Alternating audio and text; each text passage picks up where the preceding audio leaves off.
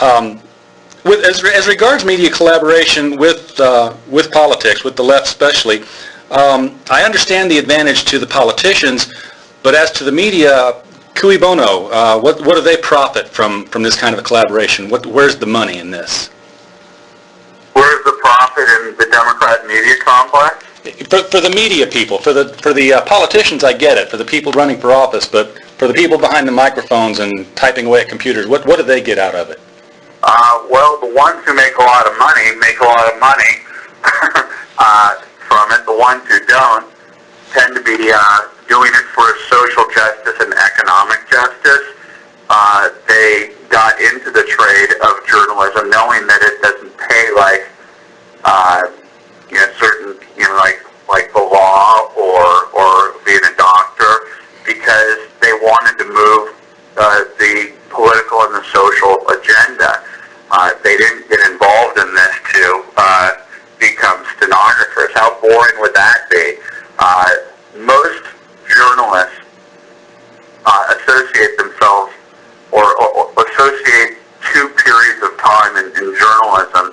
One is Watergate and one is the Civil Rights era. And in both cases, it's historically a point where they can reference their activism at master's journalism as having helped society. But now they claim to be neutral and objective on one hand, while at the same time feel that they're pushing the social and political needle to the left, for the benefit of mythical minorities and mythical justice and mythical environments and mythical children and mythical. They so believe in their moral righteousness. They so believe that they're the good guys and that they're fighting against the bad guys, that's why they do what they do. Okay. Now, one of the points that you mentioned in your book, and you've mentioned this before several times, is that Hollywood is more important than Washington. And the first thing that springs to mind to me in that regard is the movie Wag the Dog, which kind of attacked it from the other end. I was wondering if you could expound a little bit on what your meaning is behind that phrase. Wag the dog? No, I mean that Hollywood is more important than Washington. Oh, yeah. Well, the cliche that I trot out there in speeches is that culture or that politics is downstream from culture. That once it gets down to the Eric Cantor, John Boehner level, come the election cycle, help save us from the left we've already lost. When the entirety of the culture is dominated by left-of-center thought, when kids who start kindergarten are already being indoctrinated, by way of teachers who have a sense of social justice and economic justice and who believe that their time with the child is to try and raise them with the proper ideals and the proper values. And then those kids go through college where the professors have similar orientation, and those kids watch MTV and those kids, watch movies. Those people who are ingesting pop culture and who are going through the cultural institutions become what I was growing up, and that was a default liberal. I was a default liberal. I didn't even know what conservatism was, because at no point are you ever confronted with a conservative idea until you, by mistake, turn on the AM dial. And that's a big problem, because then you have Republican politicians out there trying to talk through the media, try to break through the media. The Cantor, Boehner, Newt Gingrich, George W. Bush, Sarah Palin, all those people are crushed by the weight of popular culture. The second they stick their necks out there to espouse what at least half of the country believes politically, they're crushed by the collective weight of the culture. The media makes fun of them. Hollywood makes fun of them. Conservatives, Republicans, Tea Parties are always on the defensive, and that's because of the stranglehold that the left has had on culture. Now, you mentioned having to get through the media. What do you see as the best way for conservative candidates, especially at the national level, to get their message or image across to the general public, especially the independent voters? That is, how do they get around or through a hostile press? Well, that's what Ronald Reagan did, and he did so being a happy warrior. But look, the Democrat media complex, which is what I call it, which is the natural alliance of the Democratic Party, liberal interest groups, and the mainstream media, it acts as a wall for conservative ideas. If there's a counter-narrative that disproves something that liberals believe, the mainstream media is not going to do anything to try and undo a narrative that benefits their side. And so Ronald Reagan, given that he was from Hollywood, it's no surprise that he was an effective communicator, because he understood how important Hollywood was. And he would talk around the media, he would talk over the media, and so they would ask him a question, he would talk to America. He didn't care what the premise of the question was. He would talk to the American people. He didn't accept the premise that he was stupid, which they wanted to portray him as. He didn't accept the premise that he was evil, as many thought that he was. He talked to the American people, and they saw in that smile, in that wit, in that determination, that he was not what the media said he was. And, in this current environment right now, we have a bunch of candidates who are languishing at 2 and 3% in terms of popularity, and you have a person like Donald Trump coming out of nowhere and rising, and he's number 2 in terms of the Republican field when he's not even really a Republican. It's because this guy knows how to wield popular culture. The reason why Sarah Palin was so popular for such a long period of time, and why the left has attacked her so mercilessly, and even those on the right have attacked her so mercilessly, is because she understands popular culture and she wields it well. And many in the Beltway, including conservatives, are threatened by her. The person who knows how to play the media, who knows how to talk over the media, who knows how to wield the media, is the one who's going to win. Barack Obama understood that perfectly well in 2008. That's how come he won.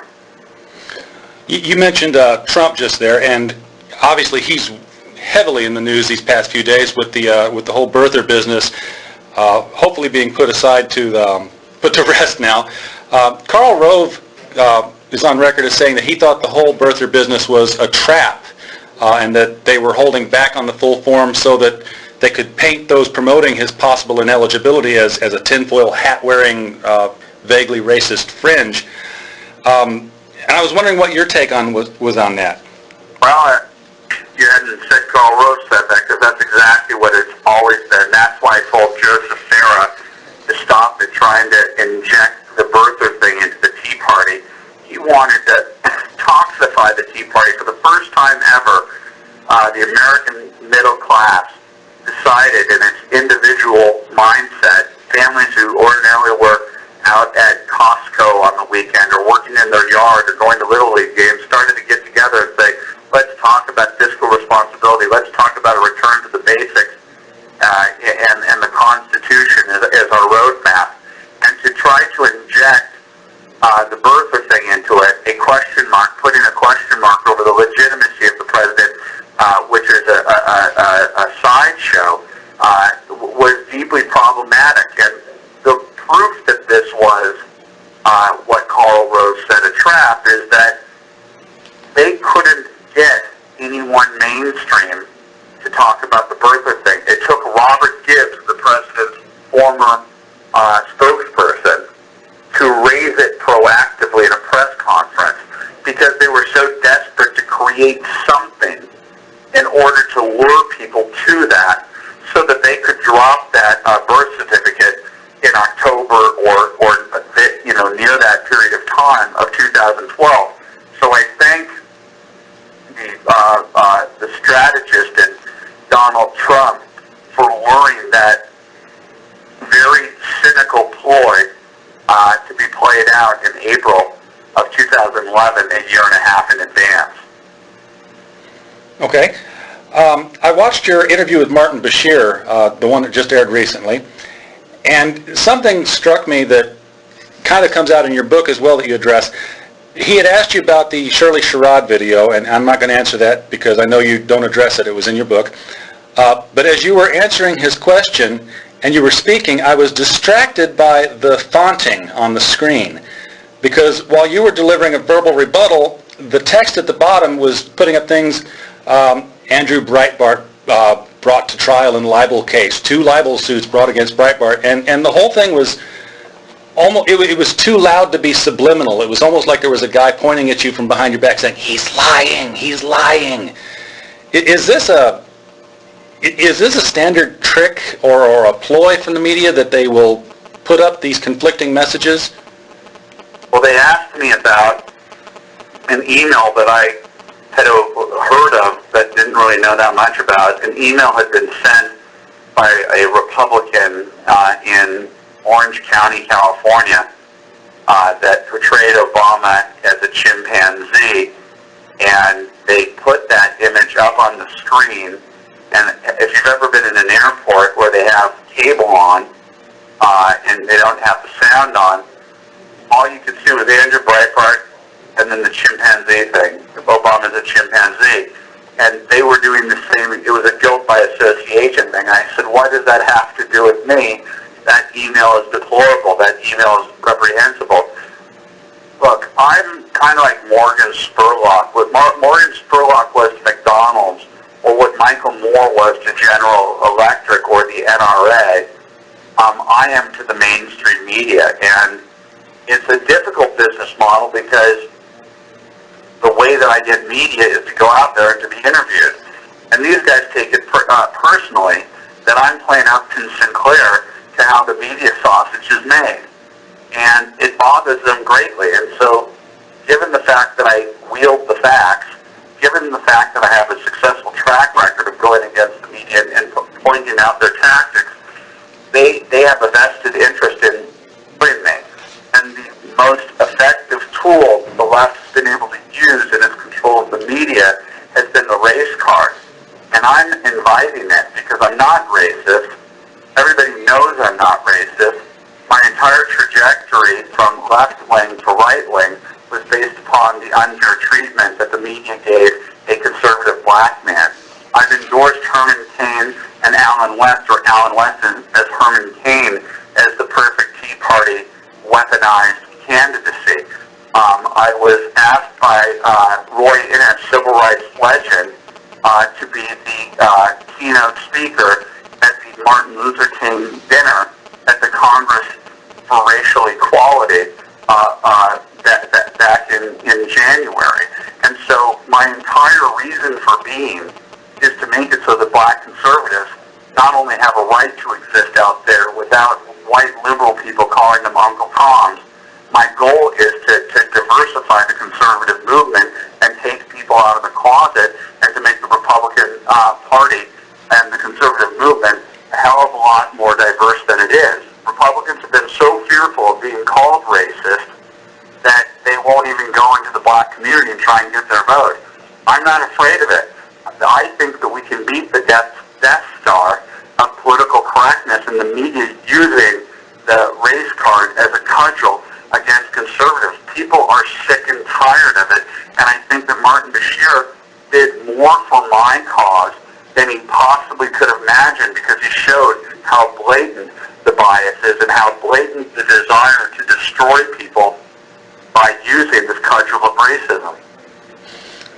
Okay, in your book, you have a list called the Pragmatic Primer for Realistic Revolutionaries, and in one of the statements you instruct people, don't be afraid to go into enemy territory. The website Dig is a news aggregator kind of site, and there was a group there called the Dig Patriots, of which I'm a member, where we were successful at promoting conservative stories over liberal ones on the website, and the blowback was vicious. The group was ridiculed, individual members were vilified, the private Yahoo group was accessed when they hacked my email, and it was all to discredit them, all to discredit the group members. I'm reading and I'm getting lost here. Additionally, submissions to the site are routinely buried by conservaphobes with reasons like buried for faux news or even buried for Breitbart. So how do you go into the enemy territory and succeed at it when the fight is that vicious? Finding recruit more people for the big patriots. I'm going to the Bill Maher show tomorrow night. I went into the Martin Bashir place. I guarantee you more people saw the Martin Bashir thing on YouTube and opened a lot of people's eyes on YouTube. I talked about it. It was found content. But 50% of the interviews I've been doing for my book, the Martin Bashir thing, is the prime example of media bias. I think a lot of people had their eyes opened up because I went into enemy territory and I fought. One of the times I went to the Bill Maher show and fought for what I believed in and had the audience booing at me and the guests insinuating I'm a racist. Professor Michael Eric Dyson, that's what he does for a living. Bill Maher smirking at me. The next day I went to Starbucks and the liberal barista said, I disagree with everything that I tend to be a liberal, but I thought it showed courage for you to go there, and I thought you acquitted yourself well in that environment. And I think we need to go into those environments and plant the seeds of doubt in default cultural liberals like I once was. The only way that I was able to realize I was conservative was to be presented with conservative ideas. And I guarantee you I wasn't, looking for George Will. I wasn't looking for Charles Krauthammer. You need to actually go to the places where default liberals will be and hope that your arguments can plant the seed of doubt. So that's why I say you should go into those places. Okay. Obviously, one of the most famous things that happened with your big sites was the Acorn video rollout. And in your book, you state it was a roller coaster blur of travel, phone calls, emails, offers, pitches, and threats. And I can see all of that, but that last bit leaves us hanging because you don't address it with any anecdotes to illuminate it a little bit better. You had threats? Oh yeah, I get threats. I mean, look, check my Twitter feed. I've had people allude to wanting to get violent with me on Twitter. I mean, that's in the public realm. And then in the private realm, I've had emails where people have sent, I sent people in, can you hold on one sec? Yes.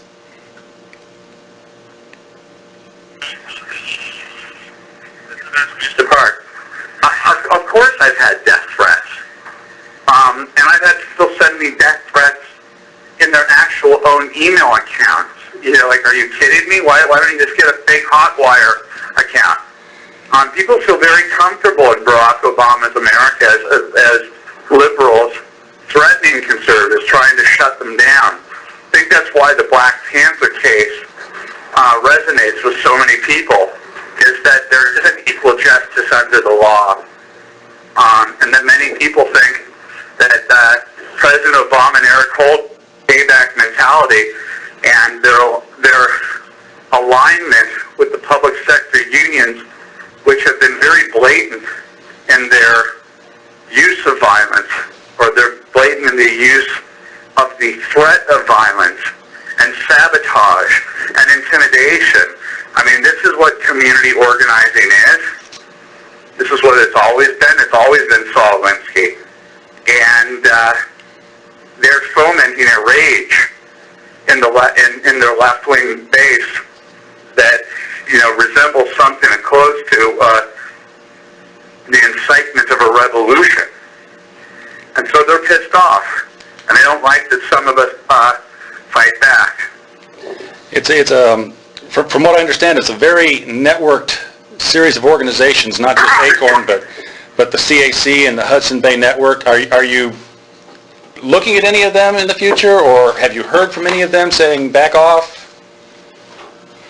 From whom? From people like the, and I can't remember what CAC stands for now, is a Citizens Action Coalition, I think, or the Hudson Bay Network, which is supposedly over several of these Citizens Action Committees, community organizing committees. I don't even know about that. I mean, one thing we just exposed in Missouri was the labor studies videos from the University of Missouri's Kansas City and St. Louis campuses where avowed communist instructors and union organizers are teaching students who appear to be simpatico with their revolutionary mindset talk openly about the use of violence, intimidation, and sabotage as ploys to get corporations to acquiesce to their to union demands. Community organizing has been exposed. I think Barack Obama got elected based upon the perception that many naive Americans had, including myself, that he, instead of going into the corporate world, into corporate law after Harvard Law, became involved in community organizing, which people perceive to be an act of, pure benevolence. And once you realize what community organizing is, and that it includes, to be specific, public sector unions taking school buses and going to the suburbs and going to the houses of bank executives and protesting on their front lawn while only a 14-year-old child is at home, chanting social justice slogans and economic justice slogans, and they feel justified in terrorizing people and in intimidating people. That's what community organizing is. It's been exposed to the light of day. The President of the United States is involved in counter-protest, in organizing counter-protest against the Tea Party, is organizing for America, has coordinated with the SEIU, which is acting in essence as Acorn, since Acorn has gone down, to create counter-rallies against Tea Parties, counter-rallies where the people are chanting "Stop the Hate" and other, intimidating, tactics in order to try and frame the Tea Party as something that it's not. I mean, can you imagine if George W. Bush organized counter anti-war rallies? That would look upon as being Nixonian. And that's what Barack Obama's been doing. He's been using community organizing tactics to intimidate Americans up, and he's been doing so in coordination with Richard Trumka of the AFL-CIO, Andy Stern, formerly of the SEIU, and what you saw in Wisconsin was a last, or at least a desperate attempt to try and create the mother of all community organizing rallies in order to rally the left-wing base. And the defeat of Kloppenberg was a defeat for community organizing. I'm reaching the end of my list here. David, you've got some stuff written down there. You want to jump in with a question? Yeah, Andrew, I'm actually seeing things shift culturally back away from the statists. With respect to guys like Christie in New Jersey doing a good job out there, and Wisconsin's governor having that big win just recently, and just a whole slew of things, the internet coming along, and fracturing up the media. I've been sort of seeing the culture war start to be won a little bit. I think the election of Obama was sort of an anomaly, and absent that, I really do start to see things shifting back in the other direction. Would you agree with that? I am so glad that the Tea Party was not manipulated and diverted from its righteous mission of pushing fiscal responsibility and a return to a constitutional-based, mindset. But I also believe that there's a cultural and existential cultural component to the Tea Party, that it's almost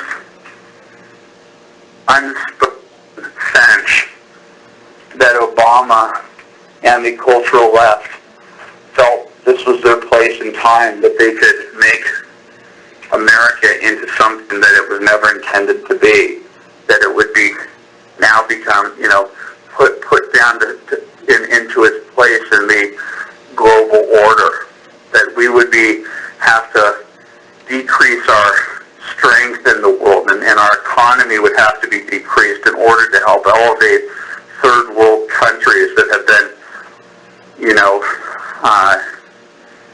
in their perception, their lack of success is at the expense of us. And so Barack Obama wanted to put us in alignment with the rest of the world and erase American exceptionalism.